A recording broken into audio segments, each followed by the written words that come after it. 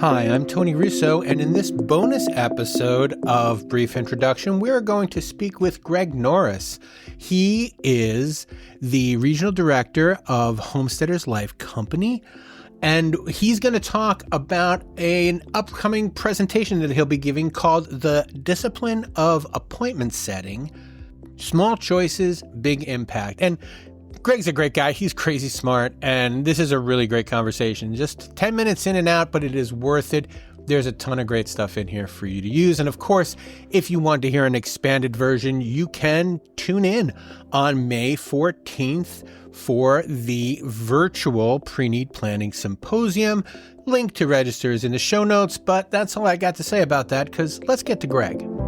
If there's a "the" that goes along with Preneed, it must be appointment setting. And you're going to be giving a talk on it. So can you talk just a little bit about what is critical with appointment setting and some of the things that you hope people can take away from your talk? To me, when it comes to appointment setting, Tony, a lot of it is just about discipline. Oftentimes we spend a lot of time learning to give a great presentation. We work really hard at learning how to overcome objections, and we get really good at that. But I believe that no matter how good we are at those things, if we can't set appointments and generate leads, those skills won't do us any good. And so when it comes to appointment setting, oftentimes it is just a matter of forcing ourselves to do it. It's not necessarily the most fun part of our jobs, but if we can just create some tools and things that will help us, then we can be very effective at it.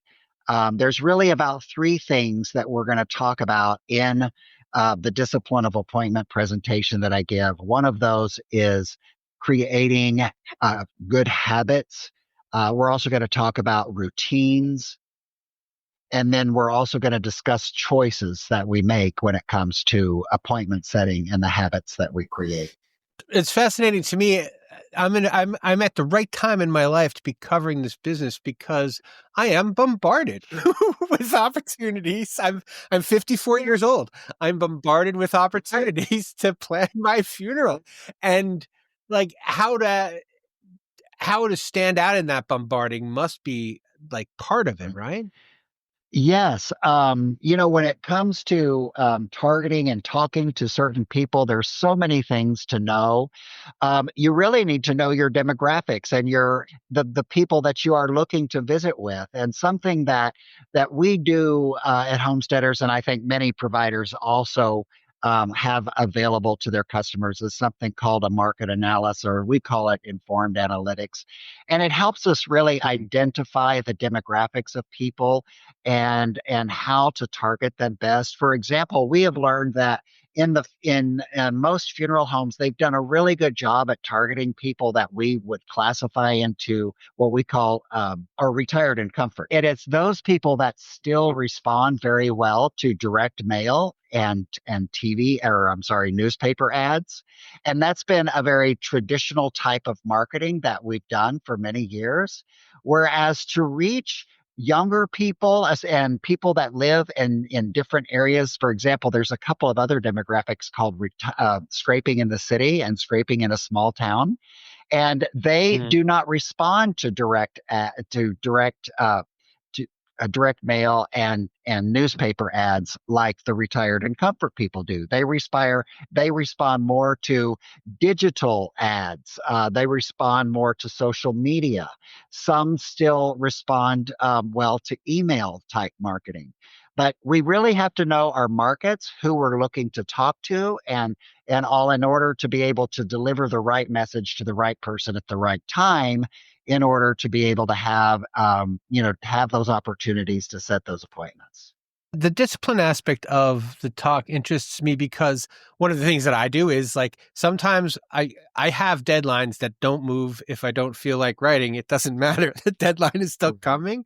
And so like sometimes I'll sit down and I'm like, this is a story about Preneed. Preneed is important because X, and just to that's part of my discipline, is just to sit down and start typing until you get so bored with typing garbage that you type something good. Well, a tool that I used to use, and it sounds silly, there's more advanced things now, but I used to just take a grid. I'd just take a sheet of paper and I would write 1 through 10 across the top. And then on the side, I'd put 1 through 6.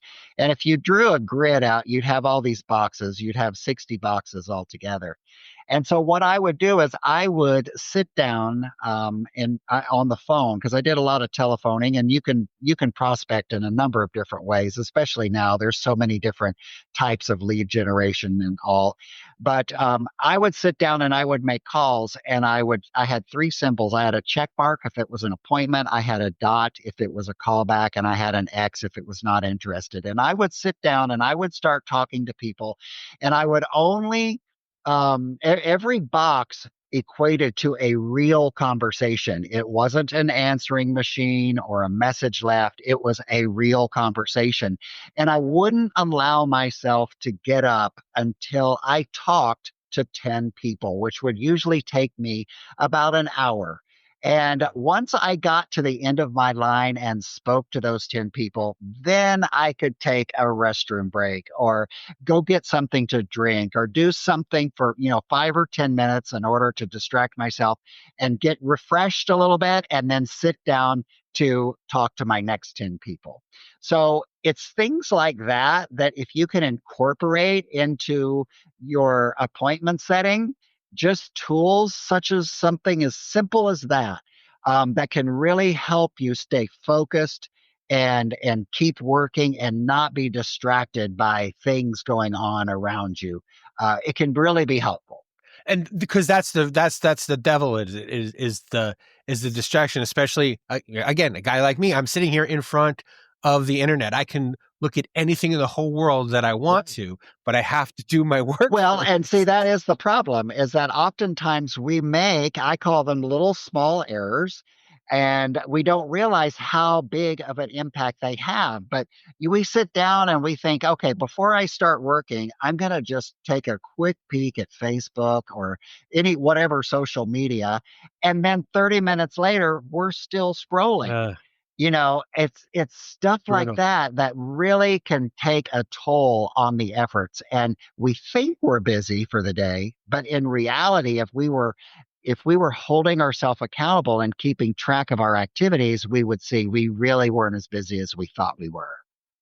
And are there ways to kind of ease into it? Because that's the other thing. Like if you try too much too fast, you're like, okay, this is too much to do. I can't do any of it at all. Absolutely. It's all about making small choices. And that applies to business or even personal. I find sometimes people want to make a lifestyle choice, for example, and all of a sudden one day they're going to start exercising, they're going to quit drinking pop, they're going to completely change their diet, and they're going to do all this stuff all in one day. And really after about a week of that, if they make it that long, they give up and they quit. And it's, Yeah, too much. you've got to start making, maybe you leave out the soda first and then you move on, to Mm. something else, but you just start making small choices and implementing those small choices in what we do each and every day. And it's the same thing when it comes to business. If we can just start making good, solid choices. For example, maybe an agent's gone out and they've had a really good day. They went on 2 or 3 appointments and they made a couple of sales and they made some good money. And it's only, let's say, 2:30 in the afternoon. Well, they have a choice now. They could just call it a day and go home and feel good about what they did. Or they could sit down and maybe decide that they want to talk to 5 more people. And so they talk to 5 more people, and maybe out of that, they set another appointment for the next day. And that gives them a jump on the next day. So it's making small choices and doing those things consistently that can really have a big impact. Excellent. And that is pretty much all I have for you, unless you have something else for me.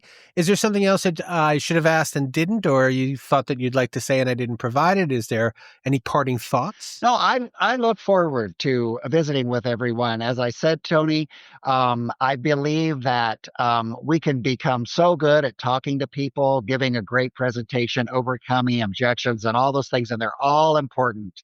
But when it comes to appointment setting and lead generation, if we can't get good at that, we don't have those other opportunities. And so to me, this is just such a pivotal, it plays such a pivotal role in the whole scheme of things. And it's something I'm passionate about. I enjoy talking to people about it.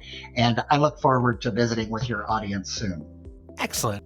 Brief Introduction has been a Kates-Boylston production. It was written and edited by me, Tony Russo. Thank you so much for listening. Please check out the show notes. You can pop by and register for this event. And if you can't make it on the day after the event is over, we will send you an email with a link to the entire video. And of course, our presenters always make themselves available. So even if you have questions after the event, you can just reach out to Greg. Greg's great, and he'd be happy to talk to you about anything you needed to know. So that will do us this time. I will catch you next time on one of our wonderful Kates-Boylston podcasts. We'll see you.